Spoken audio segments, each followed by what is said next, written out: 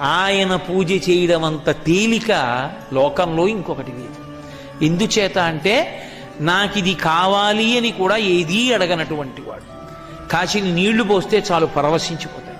అటువంటి శివుడు కనుక ఆయన శంభుని, అటువంటి పరమాత్మ, అటువంటి దయార్ద్ర హృదయుడవు, చేసిన దోషాలు జ్ఞాపకంలో ఉండవు నీకు అని దేవతలందరూ వెళ్ళి ఆయన్ని స్తోత్రం చేసి, మూడవ కన్నున్నవాడా, ఉన్నది నువ్వు ఒక్కడివి, మూడు లోకములకు, కానీ నువ్వు మూడు మూడు మూడు అంకె మీద తిరుగుతుంటావు.